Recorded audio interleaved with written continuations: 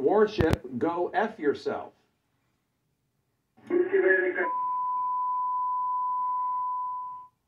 Nearly a year after Ukrainian Guard on Snake Island uttered that defiant, now famous phrase, the key island in the Black Sea remains firmly in Ukrainian hands. In an exclusive, CNN's Will Ripley and his crew are the first journalists to make the perilous trip to that island, littered with landmines and Russian wreckage.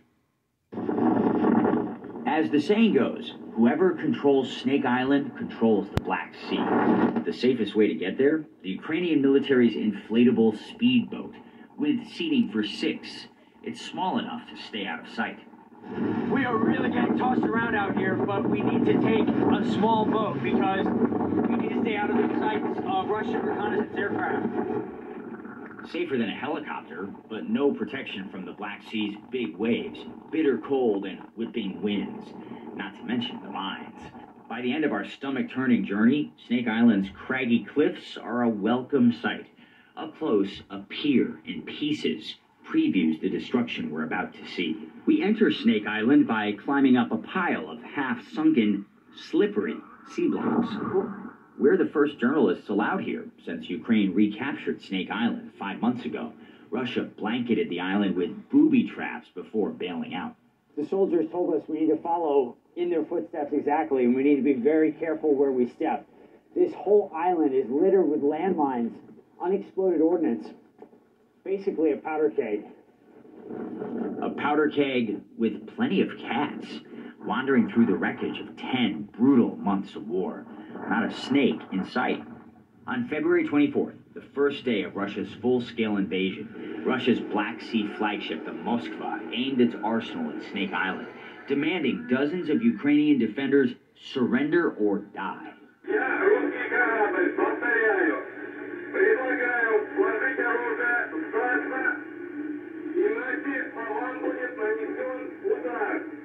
What happened next is how legends are made. 5 words, seen at the time as a final act of defiance. Everyone on Snake Island presumed dead. Russian bombs raining down, the island's radio went silent.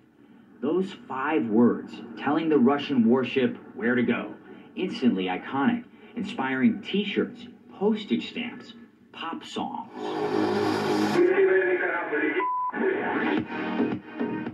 Ukraine later learned Snake Island's defenders were alive, prisoners of war.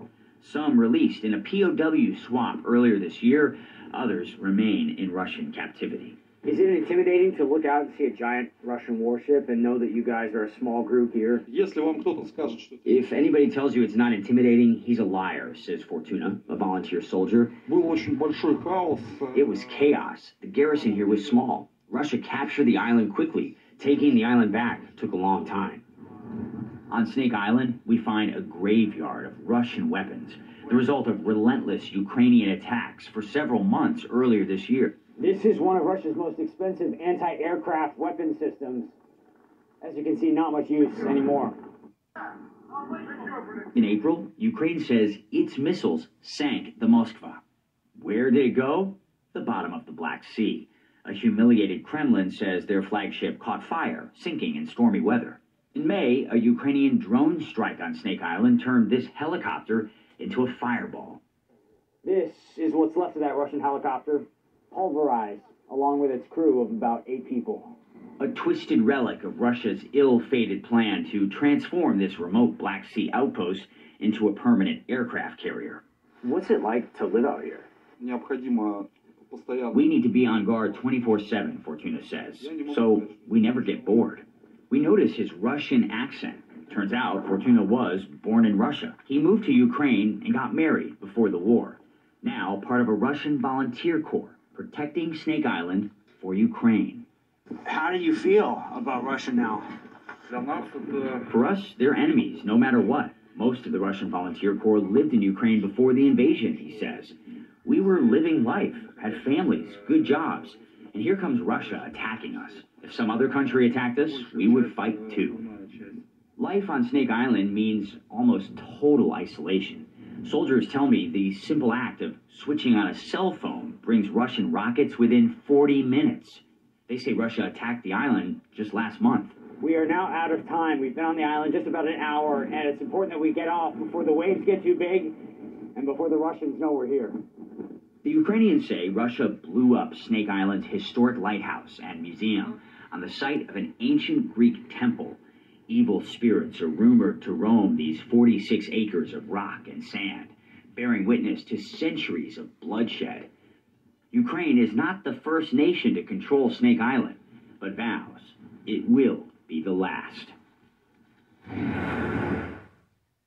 Snake Island is strategically crucial to the cargo that comes in and out of this port city of Odessa, which is why Ukraine's President Volodymyr Zelensky visited the island before the war twice by helicopter. Of course, you can't take a helicopter there now because the Russians would try to shoot it down, although if we could, it certainly would have been a lot drier and warmer.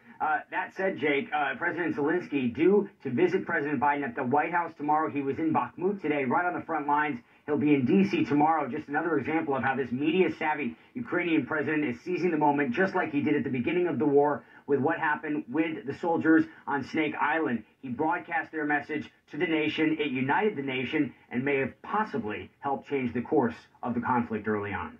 All right, well, Ripley in Odessa, Ukraine, after a visit to Snake Island. Thank you so much for that reporting. We just learned how the White